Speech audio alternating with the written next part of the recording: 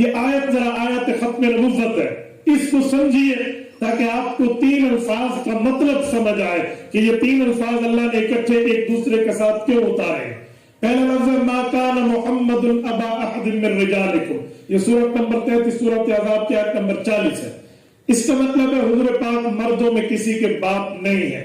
دوسرا لفظ ہے ولکن رسول اللہ، حضور اللہ کے رسول ہے، تو بھی باپ نہیں ہے رسول ہے، یہ ایک دوسرے سے کیوں جڑا ہے؟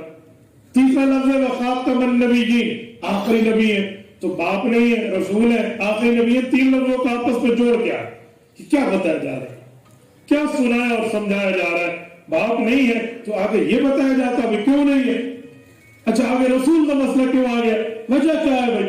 اب سنیں، جب تک کسی آیت کا شان نزول نہیں سمجھیں گے، شان نزول کہتے ہیں بیک گراؤنڈ کو، یعنی وہ کس تناظر میں اتری ہے، کن حالات میں اتری ہے، کن معاملات میں اتری ہے، تو اکثر طور پہ سمجھ نہیں آ سکتا۔ اور رسالت مآب علیہ الصلوۃ والسلام کی جماعت جن نے عینی شاہد ہیں دین کے، یہ صحابہ بتاتے ہیں یہ آیت تب اتری ہے۔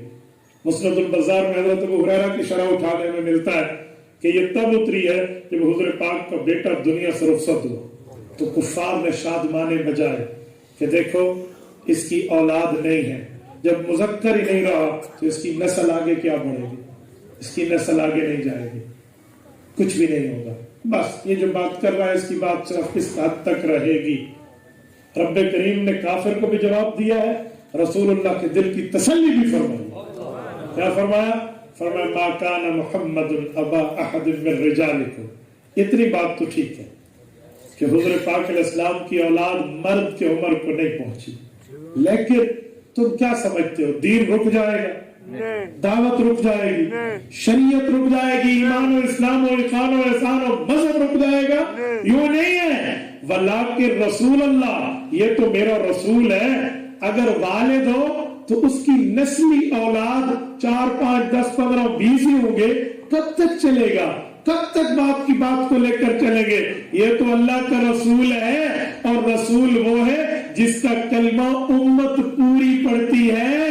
اب یہ والد ہوتا تو کچھ بیٹے ہی آگے لے کر چلتے، اگر والد مردوں میں کسی کا نہیں ہے تو امت کا رسول تو ہے، اس کی نسل جو چلنے والی ہوگی، روحانی نسل امت جو اس کی ہوگی، وہ اس کی دعوت کو لے کر دنیا میں پھیل جائے۔ سبحان اللہ۔ یہ ہے ابوت کی نفی کے بعد نبوت کا اس بات کرنا۔ ایک ہے ابوت ولدیت، ایک ہے نبوت نبی ہونا، تو اللہ نے ابوت کی نفی کے بعد نبوت کی بات کی ہے، تو یہ ربط ہے کہ جو تم خوشی کے ساتھ بانے بجا رہے ہو، یہ جو تم بغلیں جھانک رہے ہو اور باتیں ہانک رہے ہو کہ ان کی دعوت آگے نہیں چلے گی، اس کی مولاد نہیں ہے، تو اس کی تو پوری امت موجود ہے، وہ آگے لے کر چلے گی۔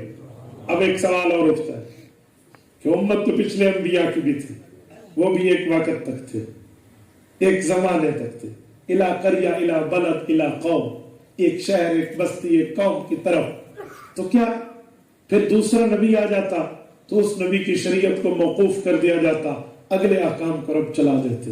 ادھر بھی ایسا ہوگا؟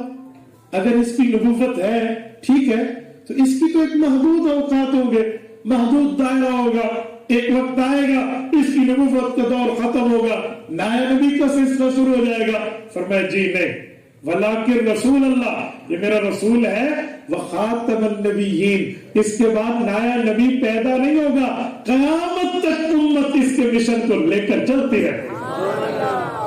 یہ دوسرا جو ہے نا وار ہے کافر کے اس سوال پر جس پر وہ خوشی منا رہا تھا کہ تو کیا سمجھ رہا ہے؟